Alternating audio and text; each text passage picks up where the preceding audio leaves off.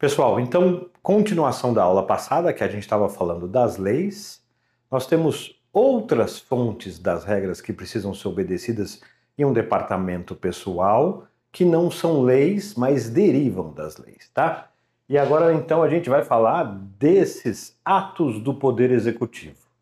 Como eu expliquei na aula passada, quem faz as leis no Brasil é o Poder Legislativo, né? Então, especificamente para direito trabalhista, é o Congresso Nacional, que é o conjunto da Câmara dos Deputados, com o Senado Federal.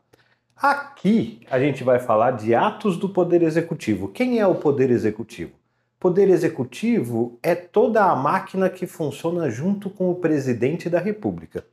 Então, o Presidente da República, ele vai ter seus ministérios, suas secretarias, ele monta o governo dele para administrar o Brasil. E o que acontece? Normalmente uma lei, ela vai dizer que alguma coisa existe. Então ela vai dizer assim, a lei, existe o 13º salário. E ela vai falar só um pouquinho do 13º salário.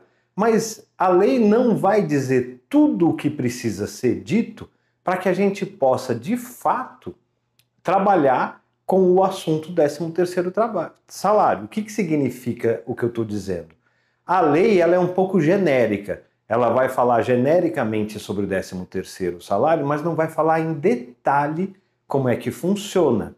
E esse detalhe de como funciona acaba ficando para esses atos do Poder Executivo, tá bom? Então, o Presidente da República, o Ministério do Trabalho e da Previdência, a Receita Federal são exemplos da origem dos atos do Poder Executivo.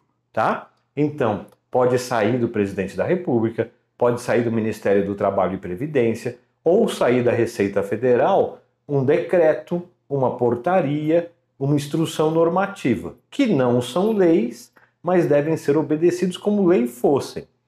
Então, como eu disse o exemplo do 13º, você tem lá a lei do 13º, mas você vai ter uma série de atos do Poder Executivo detalhando tudo o que deve acontecer no pagamento do 13º, como, por exemplo, qual é o tipo de imposto que vai ter no 13º, né? Você vai ter leis que vão dizer que existe o 13º e você vai ter portarias e instruções normativas e seja lá o qual for o instrumento do Poder Executivo para fazer com que fique mais fácil a compreensão de como a gente tem que trabalhar no dia a dia com o 13º ou qualquer outro instituto do direito do trabalho que será aplicado em um departamento pessoal. Então veja, lei é só aquele instrumento que é criado lá no Congresso Nacional, Câmara dos Deputados Federais e Senado Federal. Aquilo é lei. A lei não é o suficiente para a gente conseguir trabalhar no dia a dia.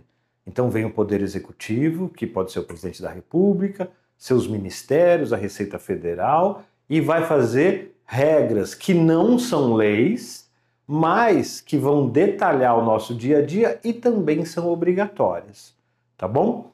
Então, esses são os atos do Poder Executivo, e agora, na próxima aula, a gente vai falar sobre mais uma fonte das regras de um departamento pessoal.